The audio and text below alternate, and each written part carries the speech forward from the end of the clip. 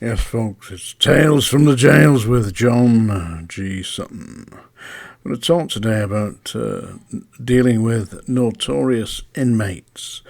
I'm talking about notorious inmates such as Paul Sykes. We'll start with Paul Sykes, should we? And then drift on to Ian Brady, who was extremely notorious. But anyway, dealing with Paul Sykes, I was, at the time that I encountered Paul Sykes, I was a hospital officer at Strangeways Jail, and there was a ruckus on one of the land ends, and he'd been kicking off, and he took some holding down, by the way, because those of you who are familiar with Paul Sykes will know that he was about 6'3" and probably about 16 stone. And a former contender for the British Heavyweight Championship. He was given a boxing lesson by John L. Gardner. You can see it, it's still on YouTube, I believe. Just type in Gardner v. Sykes. Yeah, Gardner-v-Sykes. Yeah. And you can see Paul Sykes in action there. He fights like a bully. I don't know, you'll see that anyway, when he doesn't actually manage to push John L. Gardner around. Gardner is eventually administering a beating. But anyway, on this particular occasion, I think it would be about 1982, on the landings at Strangeways, we got called in because the hospital got a call and I got sent, to deal with this, and the doctor who had previous dealings with Paul Sykes had instructed that we inject him with chlorpromazine or Largactil, so he was struggling when I got there, and I just kind of put my knee onto the middle of his back with us two officers, one on each end, one holding the arms and the head, the other one holding the legs. And I put my knee onto his, in the centre of his back, and injected him through his trousers, by the way, with chlorpromazine, which is the technical term for Largactil, into the upper outer quadrant of his right buttock. It took about a minute for that to really start to have effect, but it did. And Sykes was completely subdued after that, and we dragged him off to one of the padded cells, left him there. But he was a difficult man to deal with after that incident. I mean, he had been on Largactil before, because by this time he was something of a shambling wreck. His best days were well behind him, and he looked a mess, Although he was still throwing his weight around in the prison, and he got friendly with a Liverpool gangster whose name I shall not repeat, and they were grooming and bullying younger male inmates, and I was told that they were being sodomized, I don't think that they were actually raped by them, but they were certainly subdued, groomed, and persuaded to take part in the activities of Paul Sykes and his Liverpool buddy.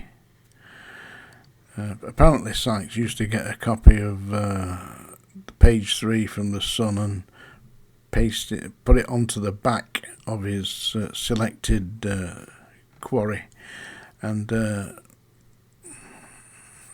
use his imagination to imagine that that's what he was doing, but that's not what he was doing at all.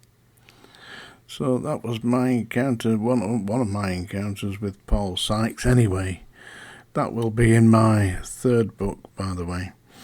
Talk about another notorious. I mean, it's difficult dealing with notorious inmates because they tend to attract, support from very strange quarters, I mean, there were people in the hierarchy who were very much enamoured of Paul Sykes, shall we say.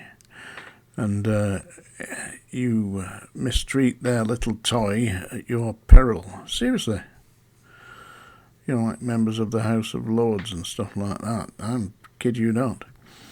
The other notorious inmate that I dealt with, well, dealt with many, but certainly one I will talk about today was Ian Brady. Yeah, Ian Brady was quite friendly with the poisoner, the teacup poisoner. I think that's what they called him. Yeah, Graham Young. Graham Young and Ian Brady were on the hospital ward together. And Graham Young was telling, because I was quite, for some unknown reason, Graham Young seemed to befriend me, you know. And he was telling me that what he was doing with Ian Brady, he was keeping watch while Ian Brady got the young postal boy inmates who were held on the hospital ward at Wormwood Scrubs, took them into the bathroom and enjoyed their company. Seriously. And so Ian Brady and Graham Young were complicit, yeah, in that. Of course, as soon as it was discovered that this was going on, Ian Brady was removed from the hospital and placed on the segregation unit in the Scrubs, which was a hell of a place, by the way. That was where I met him, Ian Brady. Horrible, obnoxious man. He got a visit one day from a member of the House of Lords who shall remain nameless. I was told by the senior officer, under no circumstances have you seen this. You do not witness, you don't know what this man is, you don't recognise him, he hasn't been here, do you understand? But I knew who the man was, and I did witness him going into the cell with Ian Brady, and about 20 or so minutes later came out looking extremely dishevelled. Quite what he'd been up to is anybody's guess. Those of you who have suggestions as to what it may be, please do leave a comment below. I will be delighted to find out. Now, that's a little rant for today. Tales from the Jails. Hope you've all bought my book, by the way. HMP Manchester Prison Officer. It's on Amazon. It's doing reasonably well. That was a song dinger, as you all know. You can probably tell you've heard the Stampede Towards the Hills of Yorkshire by Larry and his goat. Yeah. This is a song that I wrote, that's about 20 years, about 15 years ago now, yeah. My grandson was staying with me in a caravan. We had a static caravan at Silverdale just on the edge of the Lake District near Carnforth. And he woke up quite early in the morning. I said, you're all right, Aaron? He said, yeah. He said, so you've been dreaming? He said, yes. He said, I've been dreaming of a big fat tree. Oh, I said, we'll write a song about that. And I had my guitar with me, so this is the song that I wrote. Me and Aaron sat down and wrote this together. I was dreaming of a big fat tree. I was climbing, there was you and me. When we got to the top, what do you think we could see? It was a big fat tree. We saw flowers, birds in the sky, children laughing to a lullaby. There was peace at last for you and me at the top of the big fat tree. Oh, I was dreaming of a big fat tree. I was climbing, there was you and me. When we got to the top, what do you think we could see? It was a big fat tree. We saw people in foreign lands. They were happy, holding hands. Saw rivers running to the sea from the top of the big fat tree. We had struggled, the climb was tough. You helped me when I'd had enough.